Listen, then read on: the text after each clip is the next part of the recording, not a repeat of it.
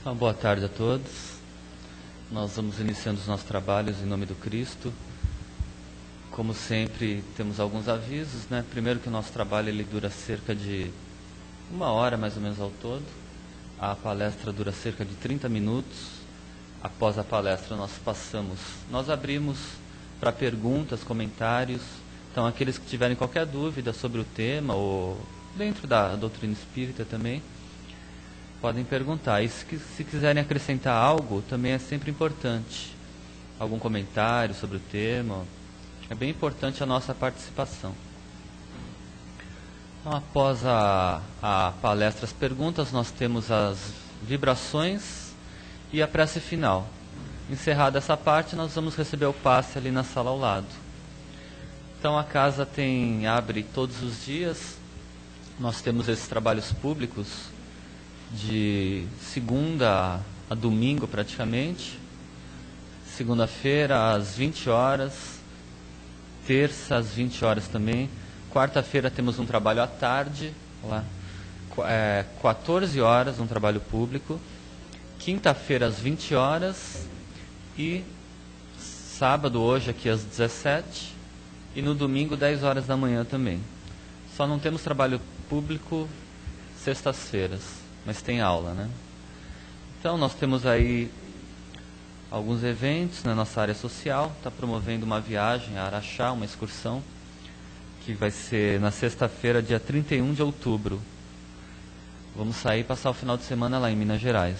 Ver o Tadeu, participar do trabalho do Bacelli, das psicografias, e conhecer um pouco lá também de Minas, né? Então, aqueles que quiserem ir também podem conversar com a Sandra, com o Mauro, procurar as pessoas aqui da casa. Então nós vamos então a nossa prece inicial. Hoje nós estamos recebendo o Mário Bertini aqui, que é um trabalhador da Federação Espírita de São Paulo. Então vamos fechando os nossos olhos, nos unindo a Deus nosso Pai, que estais nos céus. Santificado seja o vosso nome. Venha a nós o vosso reino, seja feita a vossa vontade, assim na terra como nos céus. O pão nosso de cada dia dá-nos hoje, perdoa as nossas ofensas, assim como perdoamos a quem nos tem ofendido. Não nos deixes cair em tentações, livra-nos do mal, pois são vosso o poder, o reino e a glória para sempre, que assim seja. Graças a Deus. Vou passar a palavra ao Mário.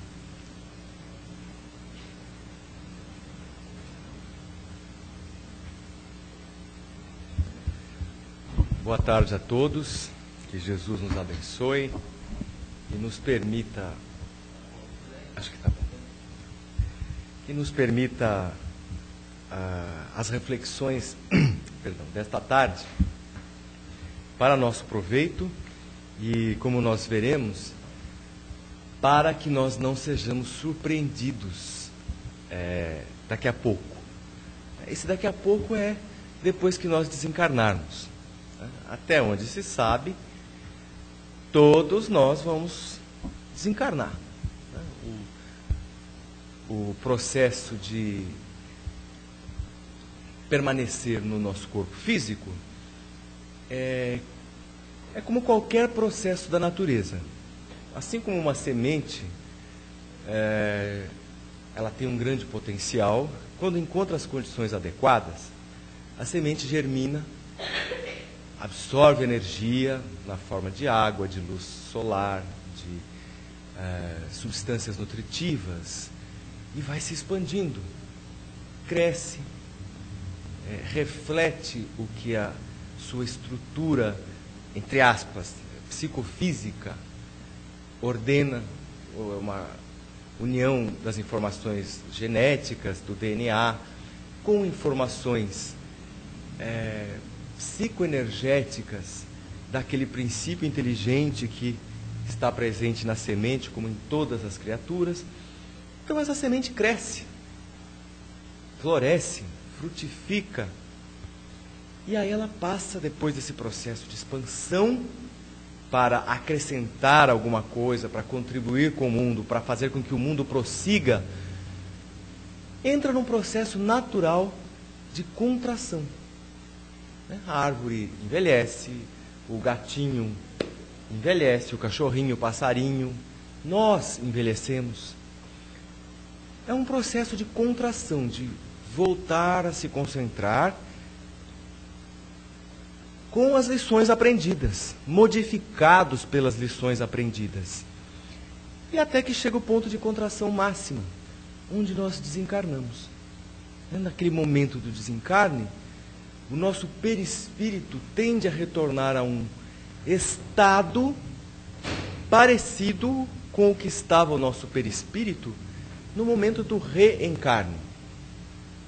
Quem teve a oportunidade de estudar as obras de André Luiz, vê que ele descreve, num dos livros dele, o processo de reencarnação. Nós vamos adormecendo, o perispírito vai se concentrando, diminuindo, até que ele esteja bem concentrado em nós, uma espécie de sono profundo.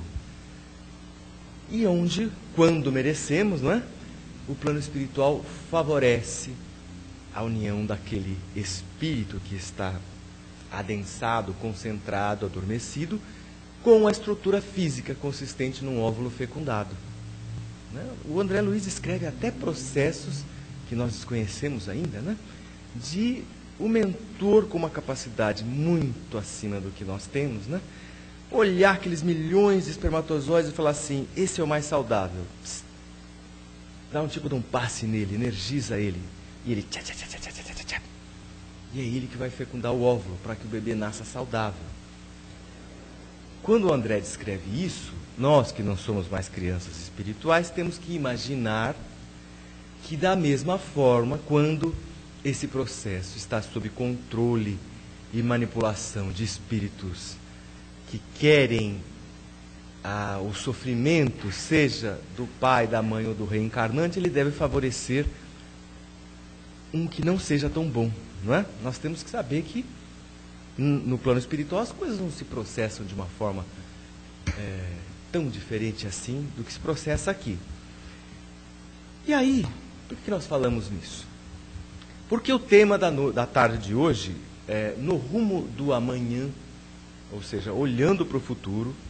Emmanuel, neste livro, Palavras de Vida Eterna, quem não tem nós recomendamos que compre, empreste, alugue na biblioteca, usa uma passagem do Evangelho de Marcos para falar algo que Jesus nos disse, que é: pois que aproveitaria ao homem ganhar todo o mundo e perder a sua alma?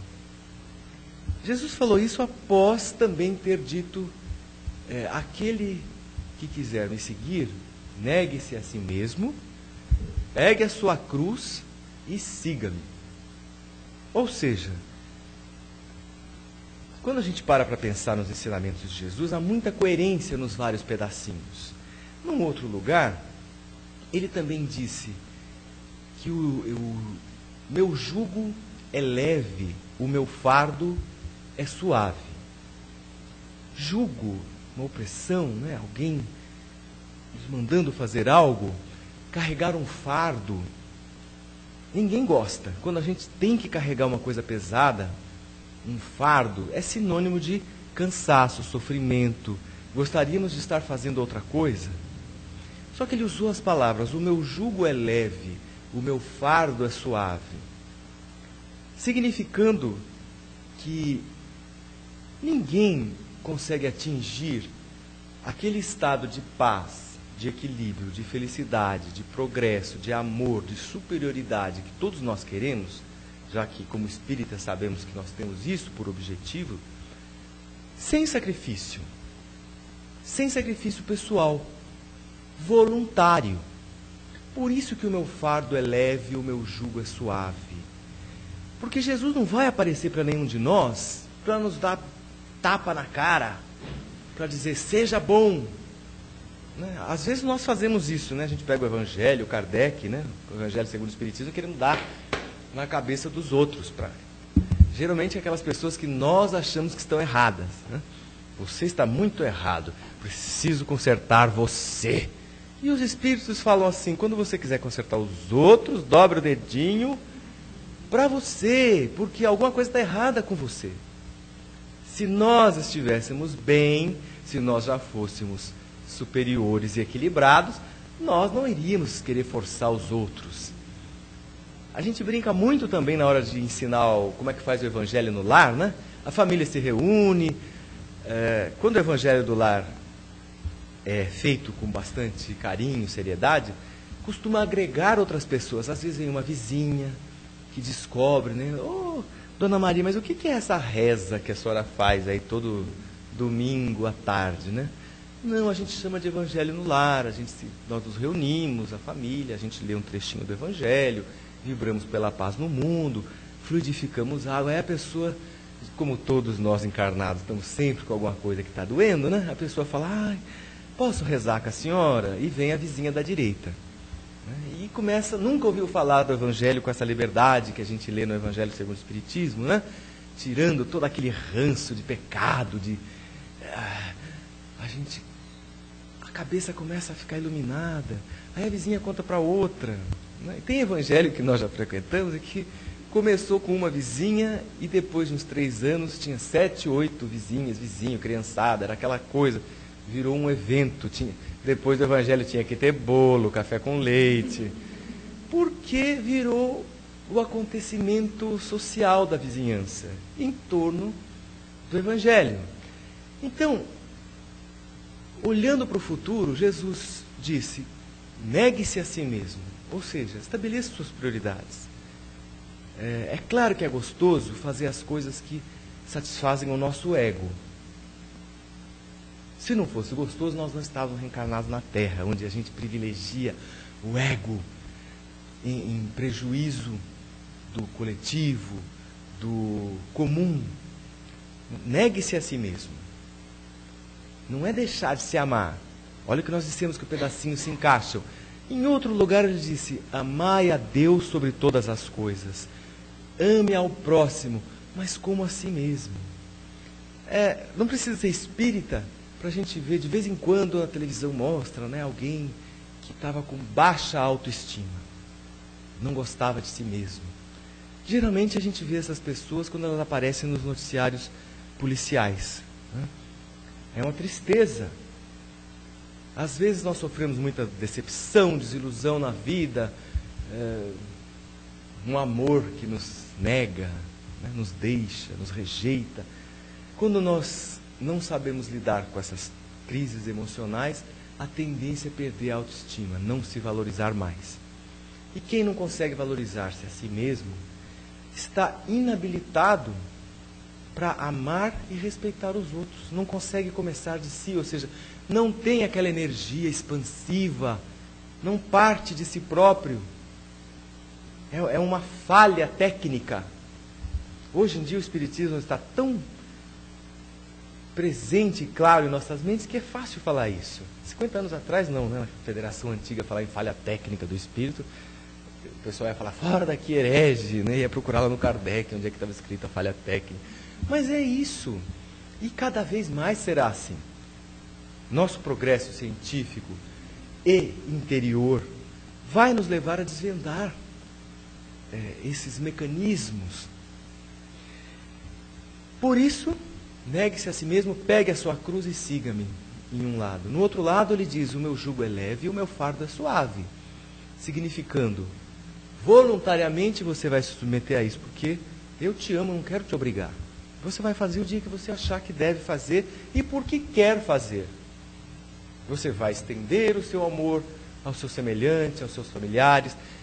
E não só isso, estar vivo é exercer a caridade. Por isso essa lição aqui. Ser patrão de um monte de gente tem várias formas de enxergar essa posição reencarnatória.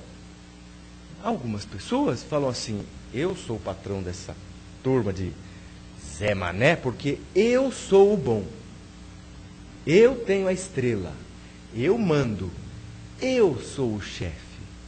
E toma cuidado comigo, porque senão eu te boto daqui para fora. E quem pensa assim também acha que pode gritar com a moça do café, que pode humilhar o funcionário que cometeu um engano. Hoje tem até um nome isso, né? Assédio moral. E como tem por aí. Não é? Tem chefe que trata os empregados pior do que o cachorro da casa dele, aos gritos, né? Humilhação pública. Mas há uma outra maneira de ver assim: eu reencarnei e sou chefe de 700 pessoas, sou dono da fábrica. Eu reencarnei e me coloquei a serviço de Deus para, através da liderança deste grupo, promover bem-estar e melhoria na coletividade na qual eu me insiro. Eu não sou dono de ninguém. Eu trabalho para Deus e estou servindo a Deus. Se Deus me permitiu ser o coordenador dessa turma, então eu vou fazer o melhor que posso. Vou ajudar a promover cada uma dessas criaturas. E é difícil uma pessoa que pense assim agir e não ir à falência num planeta que está dominado por uma mentalidade de lucro pelo lucro, o que eu quiser para mim eu tomo de alguém, né? Competição. Mas é possível, porque quando a gente age movido por esse sentimento de amor, movido por essa energia criativa que espalha a luz, a alegria, o bem-estar, pode todas as forças das trevas, porque elas é que criaram as regras do mundo, afinal de contas esse é um mundo de expiação e provas, né? Nós é que criamos as regras. Se não fossem forças trevosas que existem dentro de nós a criar as regras, ninguém teria medo de ficar desempregado, ninguém teria medo de passar fome, ninguém teria medo de ladrão, ninguém teria medo de ser enganado, traído, assaltado. Então, que forças que criaram essas regras que levam esse mundo a ser do jeito que é? Ainda não são as forças da luz. Mas quem está firme quando a gente diz: Senhor, faça de mim a extensão da tua mão. Quando a gente fala isso de coração, uma força maior nos ilumina, nos conduz, nos energiza, e assim permanece enquanto nós permanecemos na sintonia crística, sintonia divina. Infelizmente, nós temos altos e baixos na vida. E quando a gente dá aquela baixada no padrão vibratório, são fases da vida que acontecem, nessa hora é a mesma coisa que esquecer a porta da sala aberta de noite, em noite de carnaval, né?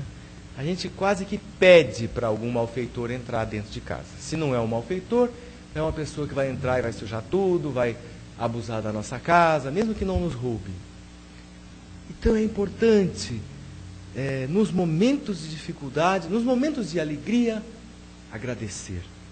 Nos momentos de dificuldade, agradecer. Temperado com o vigiai. Orai e vigiai. Orai e vigiai para que não caias em tentação. A gente pega o Evangelho, estão vendo que é um monte de pedacinhos, parece que Jesus falou um monte de pedacinhos que a gente junta num grande conjunto de pensamento, num grande conjunto de atitudes, que são salvação para a gente. Não é aquela salvação que às vezes nós aprendemos, né? Jesus morreu para sofrer por nós, para pagar os pecados do mundo, para livrar a nossa cara, nós que tínhamos feito os pecados. É meio estranho isso, né? A gente apronta e vem Jesus, que é um espírito superior, que não precisava sofrer o padecimento, as necessidades que é nascer no plano físico, num corpo de carne, vem até aqui, sofre pra caramba, paga os nossos pecados, livra a nossa cara, e o gozado é que depois zerou, né? Perdoou tudo. Depois disso a gente continuou fazendo os pecados. É meio estranho esse raciocínio. Por isso é que nós nos apegamos aos princípios filosóficos e religiosos, além dos científicos da doutrina espírita, porque não nos fere a inteligência. Ela nos diz: nós somos livres para semear, mas a semeadura é livre, a colheita é obrigatória. O que nós semeamos, nós colhemos, multiplicado. Uma sementinha de milho faz nascer um pé de milho que dá um monte de espiga, que dá 500 grãos de milho. Então aquilo que nós plantamos volta multiplicado no mesmo teor daquilo que nós demos. Não existe outros grandes segredos, por mais que se fale no segredo, né, hoje em dia, Não existem outros grandes segredos. O que você está oferecendo ao mundo? Alegria, bom humor, seriedade, honestidade, dedicação, fraternidade. É isso que vai voltar. Você oferece ajuda para a pessoa que está precisando na hora que ela precisa, sem pedir nada em troca. A hora que você estiver em aperto, o universo vai te devolver essa ajuda, você não sabe nem de onde. Mas desde que você não faça com esse intuito, né? Ai, deixa eu ajudar aqui o Belinho um pouquinho. Que é... Ali na frente eu nunca sei, a inflação, o dólar, né? Quem faz isso, o próprio Jesus disse, já ganhou a sua recompensa. Fez para que o outro falasse assim, obrigado, você é uma pessoa boazinha. Todo mundo olhou e falou assim, ai, como ele é bonzinho. Já ganhou o prêmio. O universo não está te devendo nada, porque você fez para parecer bonzinho. E quis jogar com Deus. Olha, Deus, está aqui, ó. R$14 que eu estou dando aqui. Vezes 10, Jesus diz que volta multiplicado por 100, por 1.000. R$14, volta 1.400 ou 14.000. Putz, que investimento bacana. Não se regateia com Deus. E aí diz aqui, o que aproveita o homem ganhar todo o mundo e perder a sua alma? Mostrando, ou lembrando, quantos de nós não atravessa a reencarnação, correndo atrás do quê? Atrás do ouro, nome ilustre. Tem gente que se alimenta disso, de ser famoso. O importante não é exatamente o que se está fazendo, mas sim que o meu nome apareceu no jornal. O meu nome apareceu como cientista. O meu nome apareceu como o político. O meu nome apareceu como artista do ano.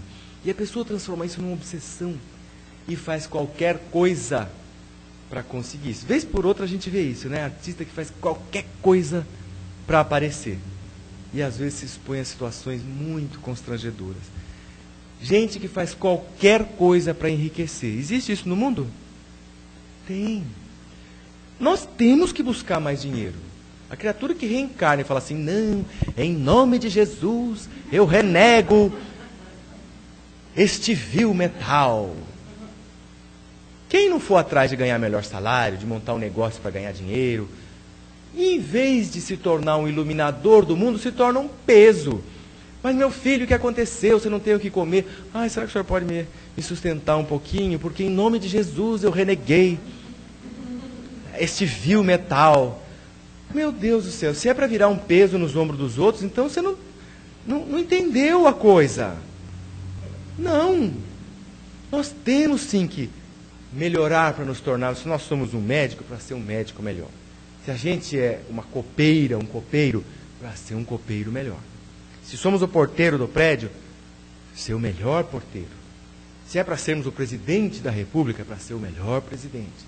Nós temos sempre que fazer o melhor, inclusive ganhar mais dinheiro.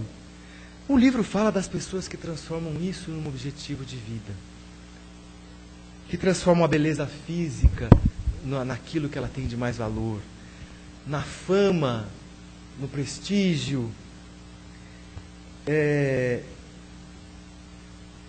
domínio. Tem gente que precisa estar no poder a qualquer custo. Eu tenho que mandar. E quem me atrapalhar, o que eu vou fazer? Acabar com a pessoa. Pode ser o chefe da empresa, pode ser o gerente do subdepartamento do terceiro subsolo. Não tem isso? Às vezes a pessoa, era todo mundo igual, o chefe fala assim, agora você vai ser o encarregado. Basta isso, a pessoa se transforma, vira um tirano. Agora eu sou encarregado, vocês são nada, e o chicote. Não precisa ser o ministro, o dono da fábrica, a maior fábrica de automóveis do mundo. Isso pode acontecer com qualquer um de nós. Porque nesse liquidificador da reencarnação, porque parece um liquidificador, né? A gente muda de posição a cada reencarnação. Hoje a gente é chefe, amanhã vai ser subalterno. Hoje a gente é rico, amanhã vai ser pobre. Hoje a gente é homem, amanhã vai ser mulher. Hoje é saudável, amanhã vai ser doente. Hoje é branco, amanhã vai ser negro. Por isso é que não faz sentido essa coisa. Eu quero o poder. Né? Tinha um repórter que ele caçoava muito dos nossos amigos políticos do Nordeste, né? Na época da ditadura. Que ele falava assim: eu quero me refestelar nas delícias do poder. Né? Então a pessoa queria o poder pelo poder, porque o poder te dá flashes, te dá carro oficial, lugar especial no avião, né? Todo mundo lá fora, eu preciso ir para casa, não tem lugar. Chega um político, a companhia guarda uns banquinhos lá, só para eles. Então a pessoa se alimenta desta fama, deste brilho, deste estar por cima dos outros. Eu sou melhor que os outros. Eu sou abençoado por Deus, porque se não fosse abençoado de Deus, como é que eu ia ser melhor que essa corja de gente vulgar? Aí a lição diz aqui: lembra-te de viver conquistando a glória eterna do Espírito. Gente, o que acontece com o ouro que as pessoas gananciosas, egoístas, mesquinhas e loucas fizeram qualquer coisa, até crimes, para acumular? O que acontece com esse ouro quando ela desencarna? Fica lá na Caixa Econômica, fica embaixo do colchão. Vira elemento de desagregação da família. Quanta família que não está tudo bem até que o pai morre. Aí eu já vi gente brigar por garfo e colher. Quando é muito rico, briga por fazenda. Mas nós já vimos gente que morreu um familiar. A mãe morreu e ela tinha um faqueiro. 6 colheres, 6 garfos, não sei o quê. As filhas se pegaram de cabelo, de puxar o cabelo, porque só tinha 6 garfos e eram 7 ou 8 filhas. Não dava um garfo para cada uma. Imagina um faqueiro, um garfo, uma colher e uma faca. Não dava. E se pegaram fisicamente por causa de um faqueiro. Então não precisou ser fortuna de bilhões. De que adiantou o ouro acumulado a vida toda sem fazer o amor, sem fazer a caridade, passando por cima dos outros, destruindo vidas, destruindo famílias, destruindo histórias, destruindo cidades, destruindo países, para ficar com um ouro que o caixão não cabe no caixão, nem que pusesse no caixão, não adianta. E o prestígio, aquela fama toda, ganhou os prêmios Nobel, ficou na literatura, ficou na história, mas morreu. Chega lá no plano espiritual, o mentor vai puxar a ficha da pessoa, né? Lá é um displayzinho de íons, né? Não tem nem papel, é tudo no ar, bacaninha lá no plano espiritual, né? Não tem nem monitor LCD, a gente acha que é moderno, né? Lá está para frente disso. Meu filho, quem vem lá? Eu sou o doutor fulano de tal. Fui o bom na terra. Quando eu ergui a minha voz, a terra tremia. Aí o Espírito fala assim: mas gozado, aqui dos seus feitos, a sua ficha está em branco, está vazia desse tamanhozinho. Não, deve haver um engano, vamos falar com o chefe desta área aqui. O chefe aqui é Jesus, o senhor quer falar com ele? Que eles puxam a nossa ficha. Fala, vamos ver o que o senhor fez que não... A traça não comia, a ferrugem não enferrujava, né, o rato não ruía, o bolor não embolorava. O que o senhor fez aqui? Não fez nada. Então aqui o senhor não tem nada. O seu prestígio, a sua fama, o senhor usou a sua inteligência para quê mesmo? Eu descobri um novo tipo de vírus que fez com que o meu país ameaçasse o outro lá que era malvado. O senhor construiu um vírus para matar gente. Aqui a gente fala assim figurativamente, mas vibratoriamente, quando nós fazemos o mal, nós nos envolvemos em uma trama, em laços, que graças a Deus a gente não vê com os olhos da carne. Porque se nós víssemos, todo mundo via aterrorizado. Não precisava esperar agora Vocês vão para achar no dia 31 de outubro, que é o dia das bruxas, né? Não vão, mas a gente viveria aterrorizado. Né? Então a lição disse: lembra-te de viver conquistando as coisas que vão valer para você eternamente. Então, às vezes nós estamos de mau humor. Como espírita a gente tem aquela mania, né? Entrou no elevador, bom dia. Elevador é uma câmara de tortura, né? Porque não chega nunca, a pessoa fica olhando assim. E quando a pessoa responde o bom dia, fica menos desagradável, né? Bom dia. Bom dia. Mas tem gente que faz cara de paisagem. Sabe aquela cara de paisagem, assim? Você fala bom dia, a pessoa não responde. Na empresa não tem isso. Você cruza todo dia uma pessoa no corredor. Todo dia você cruza e fala olá, bom dia, e a pessoa passa assim. Não te enxerga. Eu gostei da expressão. A impressão que dá é falar assim, acorda menino, para os valores do espírito, seja alegre, põe um sorriso nessa cara. Pá, pá, pá, pá. Quando a gente faz isso, a gente se desequilibra. Mas a gente não tem que ter raiva, porque a pessoa que age assim, se a pessoa estivesse bem consigo, fosse aquela pessoa que levanta, mesmo num dia de chuva, abre a janela e fala, bom dia meu Deus, obrigado por mais um dia, vamos usar esse dia para fazer algo de bom, né? E sai sorrindo, mesmo com a chuva.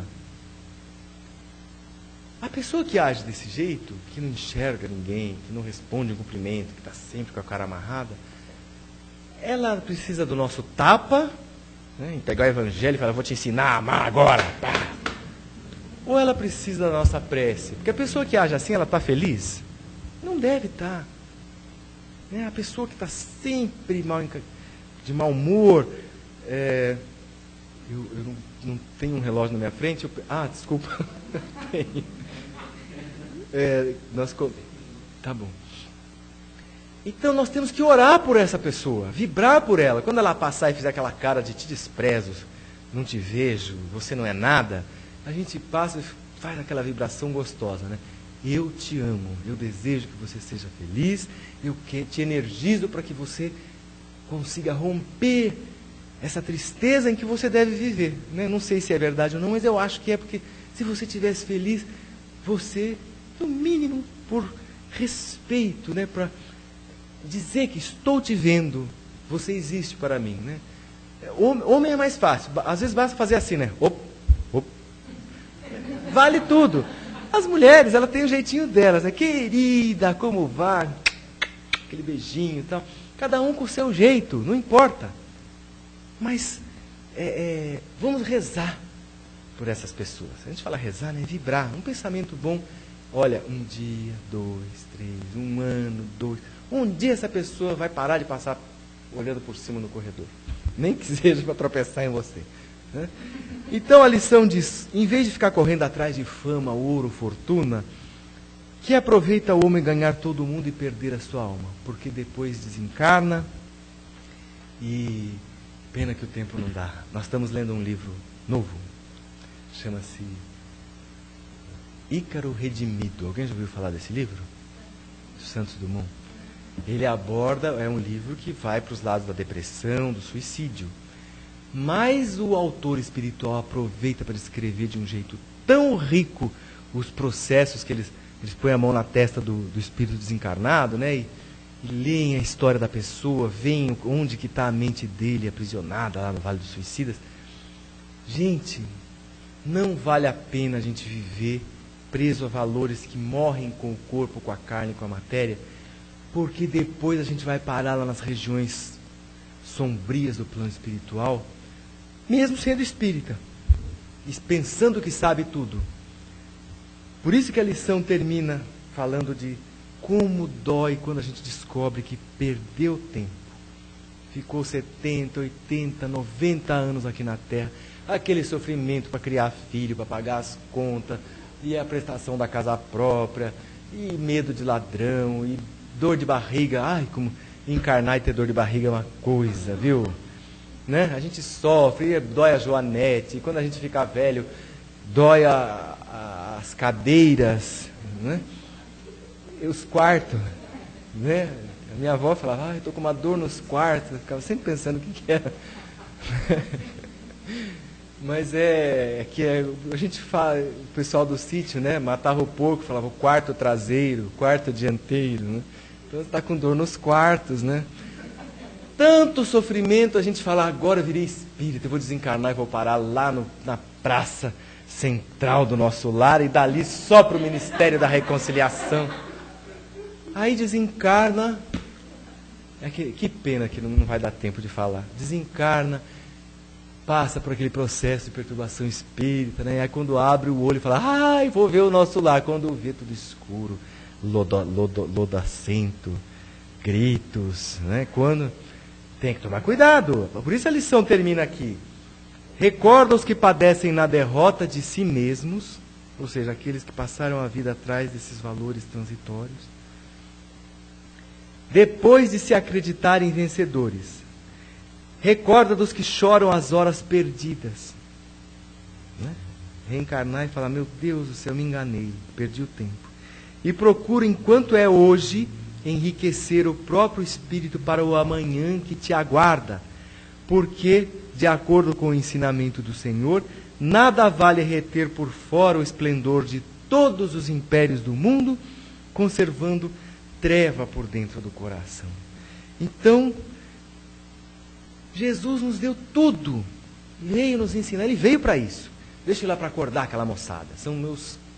Eu amo aquele pessoal. Só que eles vivem num mundo de trevas mentais e espirituais. Jesus veio para nos erguer. Então vamos aproveitar a alavancagem, leverage. Né? Eles falam, chique, né?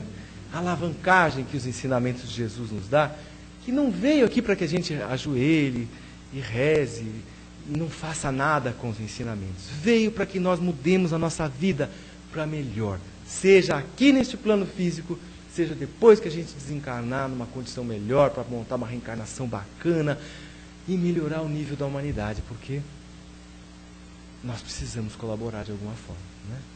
Muita paz a todos, que Jesus nos ilumine, nos enche o coração de amor e de coragem para mudarmos nossa vida para melhor.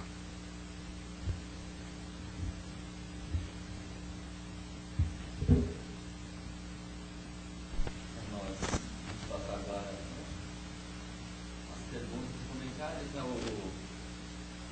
O Mário citou bastante coisa.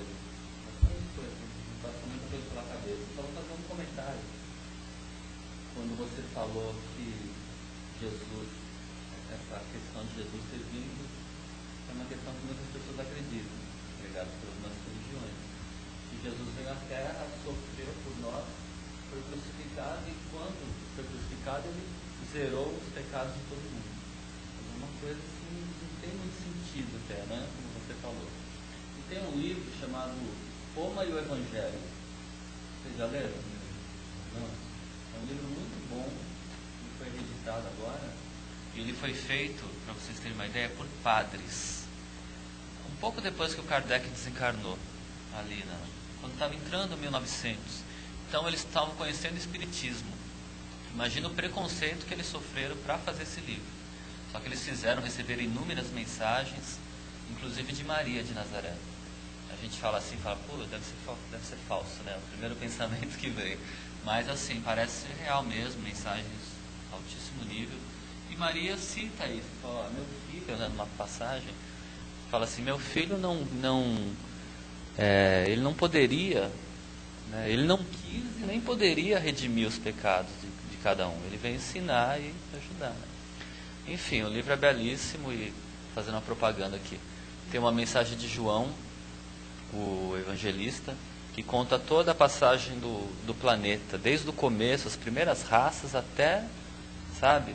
Essa passagem, inclusive, está naquele livro... Não, aquele livro do... Não, parece A Caminho da Luz. Bom, esqueci agora, se eu lembrar, depois eu falo. É um livro que reúne várias mensagens, assim. Fala do pessoal de Capela, os exilados de Capela. Esse livro é mais conhecido. Então ele cita essa mensagem de João. Um trechinho só, mas a mensagem é grande e é fantástica. Então eu recomendo. E agora passar as perguntas e comentários.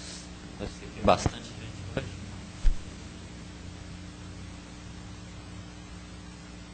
Eu tinha feito dois comentários, porque antes disso foi engraçado, porque ontem eu estava conversando com a minha mãe, né? Justamente duas coisas que você falou. O autoestima e pensar num bem próximo. Então o que acontece? Ontem eu estava comentando com ela que assim, né, a gente tem que estar bem com a gente para depois poder pensar no outro. Porque se a gente não está bem com a gente, fatos mais história da minha vida, que assim, aí começou a comentar algumas coisas, aí eu falei, olha, melhor pensar um melhor para essa pessoa, torcer o melhor para ela, porque a energia positiva que ela dá, com certeza, aí vai receber de volta. Então, é isso aí que eu queria falar. Não, e você está muito certo, porque nós costumamos fazer exatamente o oposto.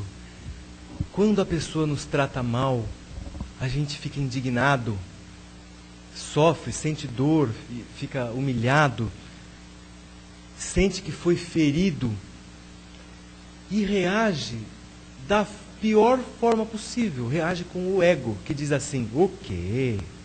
Você me humilhou, me feriu, eu vou te mostrar o que é sentir dor. E a gente devolve.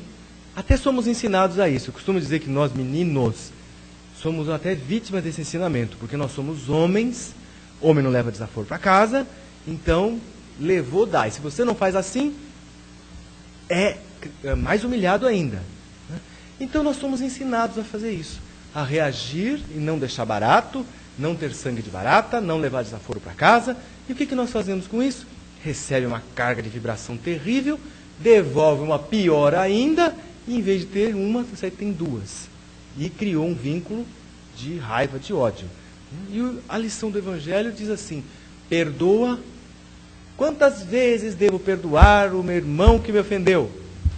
Até 7 vezes? E Jesus disse: te digo que não só até 7, mas 70 vezes 7. Então, é isso mesmo. A pessoa te humilhou, te xingou. Ah, seu vagabundo, sua vagabunda. Se você está inocente, refugia-te na tua consciência, né, no teu amor próprio, e ora, vibra ao contrário. Olha, eu não vou responder o que você está dizendo, né, porque não procede. Te digo que não vou brigar com você também. Né? Peço, em nome de Jesus, a você que me perdoe se eu te ofendi. Vai por esse caminho. Se não der para falar nada, apanha, seja humilhado, vai para casa, se refugia na sua consciência, fala com Deus e fala: Deus, quero orar por aquela pessoa que publicamente me injuriou, me caluniou. Oro de coração por ela, porque ela deve estar em sofrimento. Se não estivesse, não tinha me humilhado, me injuriado. Né?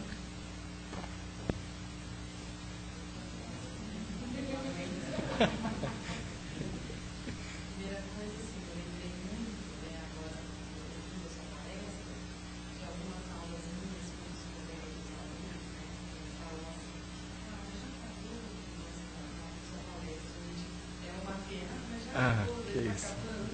Obrigado. Nós ouviríamos você por hora. E falando desse tema aí da questão do perdão, é um pouco complicado, né? Porque assim, existem coisas que você realmente consegue perdoar. Ou se não perdoar, deixar pra lá. Mas existem coisas que te machucaram tanto, que aí começa a acontecer isso que você disse, é uma bola de neve. Porque assim, não que você pense mal, que você emane energias negativas para a pessoa, você não está pensando, não está assim, nitidamente, vamos dizer assim, porque realmente acho que por trás de muito, né, inconscientemente deve estar, senão não estaria caindo tudo isso. Agora, como lidar com uma situação assim? Porque tem casos que você consegue lidar bem, numa boa, e até faz as suas preces por aquelas pessoas, perdoa e tudo bem, mas tem casos. Resposta que eu sugiro é praticando. Se nós já soubéssemos perdoar, amar, nós não teríamos reencarnado aqui na Terra. Então, é praticando. A pessoa ofende, por baixo do pano a gente sabe que é aquela história, né? Eu te perdoo, mas Deus é Pai. Né? A gente, se nós já soubéssemos perdoar, nós não estávamos reencarnados aqui. Então, é fazer exercício, não é achar que está sendo falso, não. Olha, eu estou sentindo um ódio daquela pessoa, mas Senhor, me ajude a perdoar. Me inspire para que eu sinta o espírito do perdão. E treina uma vez, na primeira vez você não consegue, na segunda você não consegue. Mas se não treinar, 1000 anos vão se passar e nós não aprenderemos a perdoar. Se a gente não sabe, tem que treinar. Se a gente não sabe ler, tem que treinar. Não sabe andar de bicicleta? Tem que treinar. Não sabe dirigir o carro? Tem que treinar. Não sabe perdoar? Tem que treinar. É isso que nós dizemos. Não soframos porque a gente ainda não é espírito de luz. Isso é orgulho. Ai, eu ainda não sou espírito de luz, que vergonha. O que vão dizer, né? Não soframos por isso. Humildade. Eu ainda não sou um espírito de luz. Aquela pessoa ofendeu além do limite do que eu consigo. Senhor, me ajude a acalmar esse sentimento de ódio, de vingança que existe em meu coração. Quando a gente pede de verdade, alguém vem ajudar.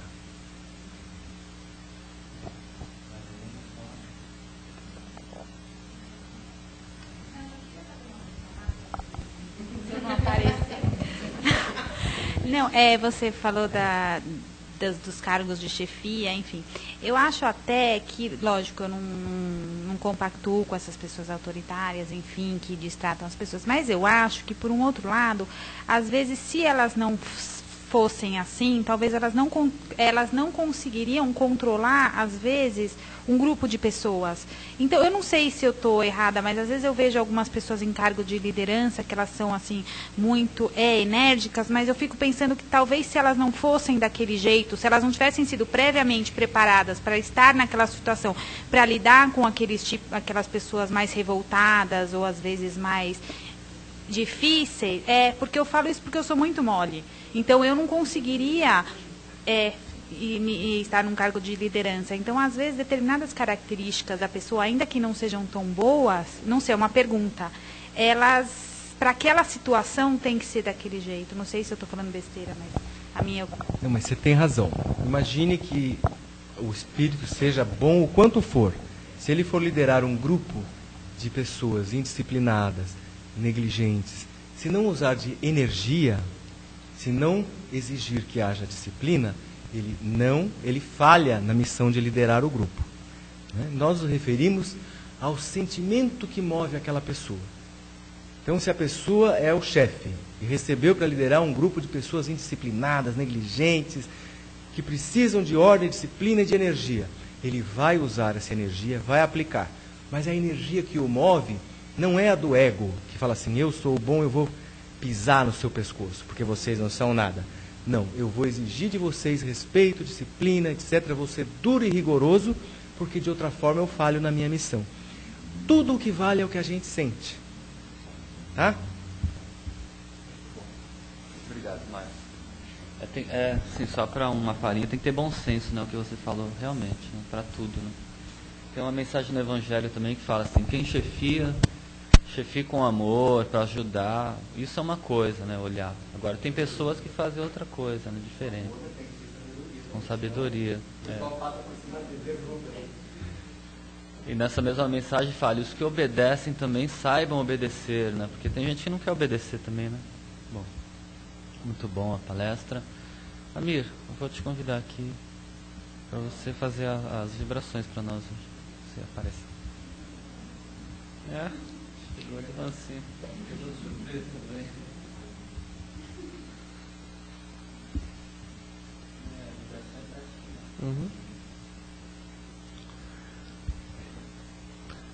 Vamos agradecendo esses ensinamentos e aproveitando esse clima de paz, de fraternidade, de reflexão que nos envolve. E vamos elevando o nosso pensamento ao alto, elevando o nosso pensamento até Jesus, para oferecer o que há de melhor em nossos corações, em forma de vibrações por todo o nosso planeta Terra. Vibremos por todos os continentes, por todos os países, em especial pelo nosso Brasil. Que o nosso país seja pleno de amor, de entendimento, que ele apresente sempre as condições para ser o coração do mundo e a pátria do Evangelho, de acordo com a sua destinação espiritual. Vibremos agora por todas as pessoas que sofrem, pelos enfermos do corpo e da alma, pelas crianças abandonadas, pelas pessoas idosas que são rejeitadas pela família.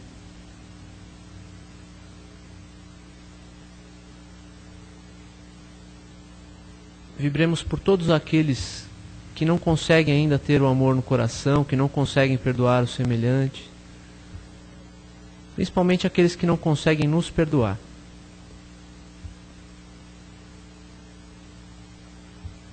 Vibremos agora pelas pessoas que sofrem nas penitenciárias, para que possam refletir sobre as suas vidas e possam se colocar num novo caminho, num caminho mais luminoso.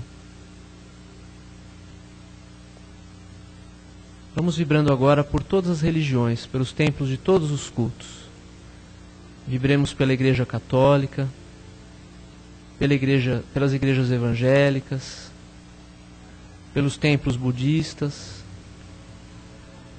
pelas sinagogas, pelas mesquitas, pelos templos de Umbanda, e façamos uma vibração cheia de amor para o Espiritismo, começando pela Federação Espírita Brasileira, nossa Casa de Ismael, passando pelas federações estaduais e até os centros espíritas menores, que todos sejam uma casa de assistência espiritual e material aos necessitados. Vamos agora nos dirigindo até os nossos lares, vibrando por todo o ambiente do nosso lar, por todas as pessoas que lá convivem conosco, para que nosso entendimento seja produtivo, seja amoroso.